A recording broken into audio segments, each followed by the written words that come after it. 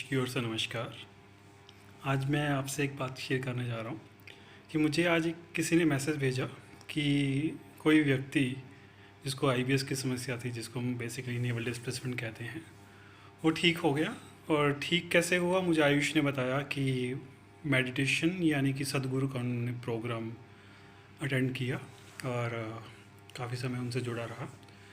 तो इसी के ऊपर अगर हम चर्चा करें, बेसिकली देखो, जो आईबीएस है या नेवल डिस्प्लेसमेंट हम जिसको बोलते हैं, ये है नेवल डिस्प्लेसमेंट की प्रॉब्लम तब ज़्यादा होती है जब जब हमारा मणिपुर चक्र, जिसको हम नाभि चक्र भी कहते हैं, ये जब अस्त व्यस्त हो जाता है। तो इसके लिए अगर मेडिटेशन की जाए, बहुत सारे मेडिटेशनल प्रोग्राम्स अवेलेबल हैं। और जैसे कि मैं शांति कुंज हरिद्वार से जुड़ा हूँ, तो वो भी ऑनलाइन मेडिटेशन प्रोग्राम कराते हैं फ्री ऑफ कॉस्ट, जिसमें मौन साधना भी है। तो कोई को अगर इसके बारे में कोई जानकारी लेना चाहे तो मैं उसको सहर्ष जानकारी देना चाहूँगा। तो वैसे भी आप कोई भी मेडिटेशनल प्रोग्राम्स कर सकते हैं। तो बेसिक सी बात यह है कि मेडिटेशन प्रोग्राम करते हुए कई लोग मंत्र साधना भी करवाते हैं। कई मेडिटेशन जो होती है वो मंत्र के थ्रू भी होती है, कई मौन साधना भी करवाते हैं।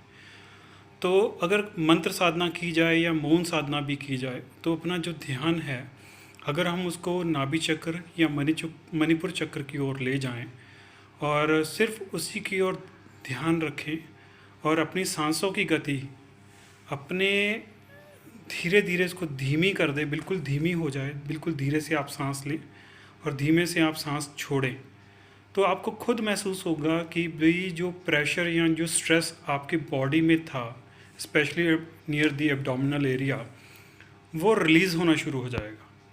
जब स्ट्रेस वहाँ से रिलीज़ होना शुरू होगा तो जो नाभि चक्र है, जिसमें एनर्जी का फ्लो जो है प्रॉपरली नहीं हो पा रहा है, तो एनर्जी वहाँ पे प्रॉपरली फ्लो करने लगेगी और नाभि ऑटोमेटिकली आपकी सेंटर में आ सकती है।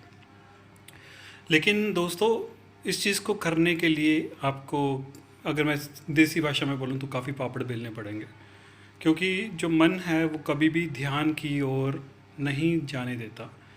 तो मन को काबू नहीं किया जा सकता। अगर आप किसी भी देवी देवता या किसी में विश्वास रखते हैं या किसी से बहुत प्यार करते हैं, जैसे माता पिता कह लीजिए, तो आपके यहाँ आपके अगर कोई गुरु हैं तो गुरु का कुछ ऐसा मेडिटेशन के दौरान चित्रण करिए कि जो बहुत सुखद हो। सुखद चित्रण में यानी कि एक तरह से जैसे वीडियो चल रही है, अगर वैसे आप उसको मेडिटेशन के दौरान अगर आप उस वीडियो को चलाएंगे अपने दिमाग में, जो कि सुखद होनी चाहिए, तो ऑटोमेटिकली आपकी जो सांसों की लय है वो बिल्कुल धीरे धीरे धीमी हो जाएगी।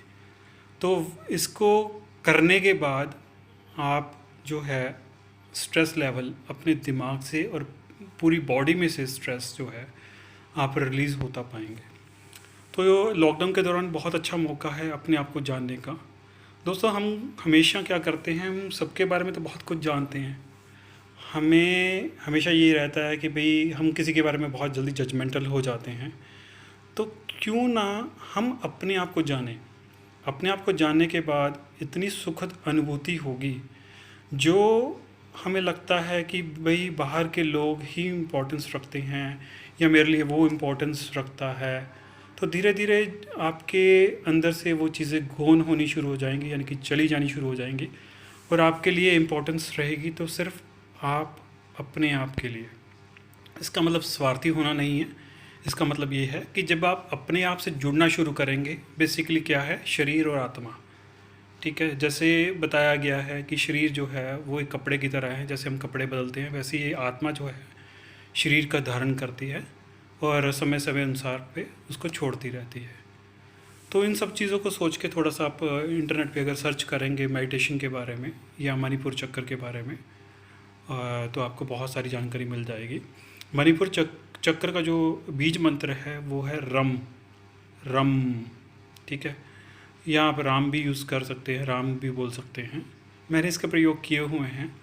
मैंने ये देखा हुआ है कि राम शब्द को अगर आप अपने हाथ में रख लें, मुट्ठी में रख लें, और किसी को कहें भाई आप जोर लगाओ, तो आपको खुद महसूस होगा कि भाई आपके शरीर के अंदर ताकत बढ़ गई है। और इसको कैसे चेक करना है, एक बार आप हाथ में राम रखें और किसी से जोर लगाने के लिए कहें, और दूसरे समय आप कोई और शब्द अपना नाम रख सकते हैं, बशर्ते कि भगवान का नाम ना हो। रावण रख के देख लीजिए, आपको पता चल जाएगा कि भाई तब आपकी शक्ति जो है क्षीण होनी शुरू हो गई, यानी कि कम होनी शुरू हो गई। ये प्रयोग मैंने खुद करके देखा हुआ है। तो एक दिल्ली में वैद्य जी हैं, राजेश कपूर जी, तो उन्होंने बहुत पहले वीडियो में बताया था, तो मैंने ये करके देखा और मैंने टू बी वेरी सरप्राइजिंग, ये बिल्कुल सही निकला। तो बहुत ताकत है हमारे हिंदू सनातन धर्म में। तो आप इसके बारे में स्टडी करें, और अगर नहीं मानता है कोई देवी देवता, भगवान को नहीं मानते हैं, तो कम से कम अपने लिए ही ध्यान की प्रक्रिया को अपनाएं। बहुत सारे ध्यान आज के समय में कराए जाते हैं। शांति कुंज हरिद्वार के बारे में बताया, जो कि गायत्री मंत्र का ध्यान भी करवाते हैं, गायत्री मंत्र भी देते हैं, लेकिन वो गुरु बनाने के बाद ही देते हैं। इसके अलावा आप ब्रह्म कुमारी कह लीजिए, सदगुरु कह लीजिए, तो बहुत सारे इस तरह गुरुज हैं जिनको गुरु बनाने के बाद, या जो भी इनके खुद के इनकी एलिजिबिलिटी क्राइटेरिया है, उनको फुलफ़िल करने के बाद तो लाभ लिया जा सकता है। जब तक आप कोई गुरु नहीं बना पा रहे तो ध्यान के बारे में आप थोड़ा सा सर्च करिए। और बेसिक सी बात यह है, ध्यान के दौरान अपने मणिपुर चक्र के ऊपर ध्यान केंद्रित करिए, और धीरे धीरे ये कोशिश करें कि सांसों की लय बिल्कुल धीमी हो जाए। इसके अलावा जल्दी उठिए, ब्रह्म मुहूर्त में उठिए, और ब्रह्म मुहूर्त में उठने के बाद आप सूरज की रोशनी जो पहली किरणें हैं उसको अपने शरीर पे धारण कीजिए। 15-20 मिनट कम से कम आप सूरज की रोशनी को अपने शरीर पे धारण करिए।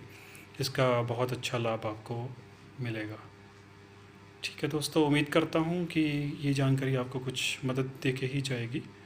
और इतना मैं ज़रूर कह सकता हूँ कि भाई जैसे मेरे को आयुष ने इन्फॉर्मेशन शेयर करी है, तो ध्यान से नाभि की समस्या या आईबीएस की समस्या पूरी तरह ठीक हो सकती है।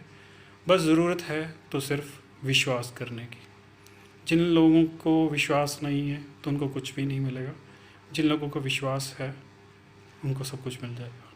यही कहना चाह रहा था मैं आपको। तो वीडियो का समापन जो है गायत्री मंत्र के साथ करते हैं।